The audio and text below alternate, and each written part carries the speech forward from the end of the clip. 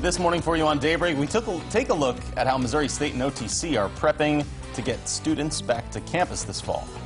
And a local community foundation is helping purchase body cams for its police department. We'll also have an update on the number of positive COVID-19 cases connected to an area summer camp. That number does continue to rise, so we'll have that story and more this hour for you here on Daybreak. Good morning. Thanks for joining us. Today is Tuesday, July 7th. I'm Jennifer Abreu. And I'm Joe Morano. We are here pushing on through to another warm start to our morning, right? Yes, another warm start, and it will stay warm for the rest of the week, I think. Yeah, it's July. It feels like it. Waking up in the 70s. Not too bad to wake up to that. It's that humidity that can crank even in the early hours, right, Elisa? Yeah, it's just so soupy. Yeah, you know? yeah, uncomfortable. It's that air you can wear, like you say, and it's true because you can feel it. Yeah, and like you feel it, especially, you know, like this is the time of year where if you wear glasses or you put on your sunglasses, they fog up because they're so cold inside and then it's so hot and steamy outside. You get that like instant condensation on your glasses. So get ready for that again today, right? Yeah, it's going to be pretty hot out there. I mean, it's going to be pretty similar to yesterday. So if you weren't bothered by yesterday, you'll have much of the same today. It's 70 degrees to start in Branson with some dry roads and sunshine out there this morning. You've got some mostly clear skies and dry roads to start. It is 70 degrees in Springfield, 70 in Rolla, and 69 degrees in Mountain Grove.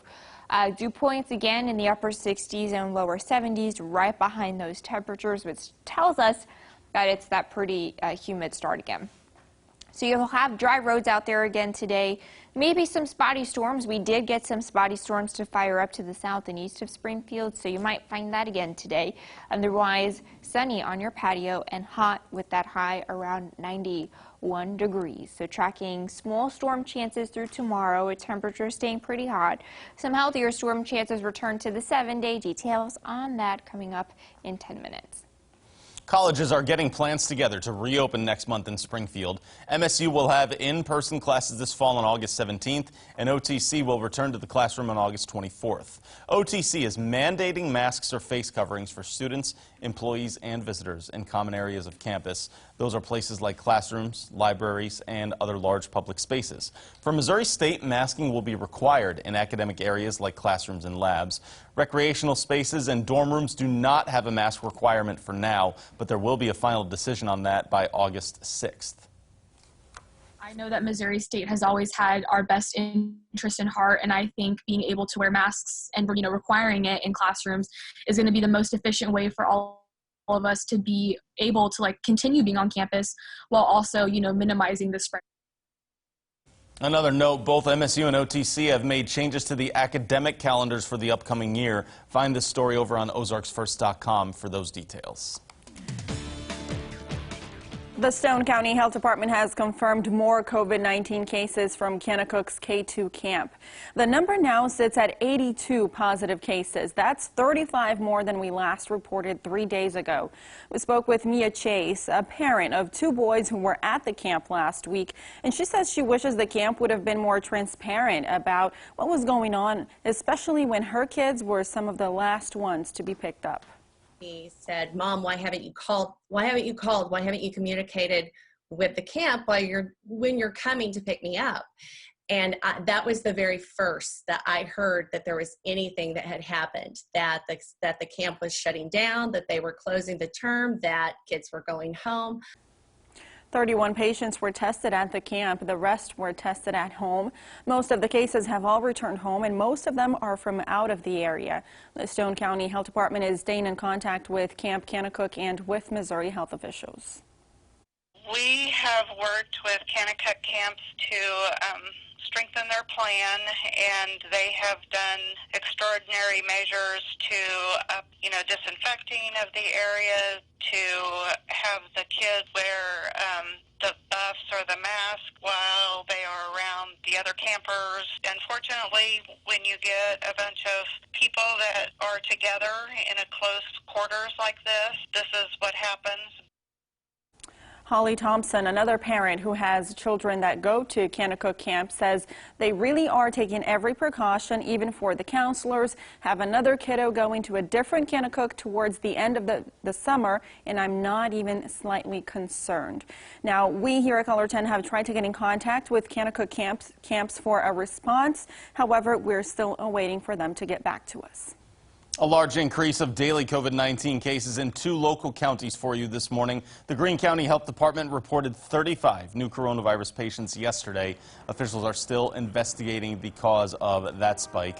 From June 25th through July 4th, cases visited 8 different businesses. Most of them were wearing masks at the time. 3 other cases worked at several local restaurants. Again, a full list of times and locations are always on ozarksfirst.com for you. In Christian County, there's 13 new COVID-19 cases. The health department did not release cases over the holiday weekend. That could be a reason for a big increase upcoming today, though. In Webster County, healthcare providers are offering free COVID-19 drive-through testing. You don't need to have symptoms or a doctor's order to get it. If you want to get a test, you do need to bring your healthcare insurance information. Both the nasal swab test for current infections and an antibody test for past infections will be offered. It's happening Monday, the 13th at the Webster County Fairgrounds in Marshfield from 9 until 11 a.m. We need to bring you a follow-up now this morning. 2 weeks ago, we told you that the Rogersville Police Department would be getting body cameras. Well, last night, the department was presented with a check to make that happen. The check was given by the Community Foundation of Rogersville, which is an affiliate of the Community Foundation of the Ozarks. We spoke with Chief Paul Laughlin, who says not only will this benefit the department, but also the community. I'm very happy. This will help the department out, show some transparency to the public too, and help us with evidence collection. Chief Laughlin says many prosecutors like to have the body cam footage to help with collecting evidence. Making local news, what's left of the Lurvy Quartz cabins along Ode Route 66 on East Kearney in Springfield are set for demolition sometime tomorrow. However, that demolition comes with added risk. Crews will have to work to contain an asbestos problem, so debris will be packed into large plastic bags inside of dumpsters to contain the asbestos before it's sent to Lamar to be decontaminated. Efforts are still ongoing to preserve enough material to build a cabin at the Route 66 roadside park on West College Street, and we'll have more coverage on that demolition for you later on tonight here on Color 10.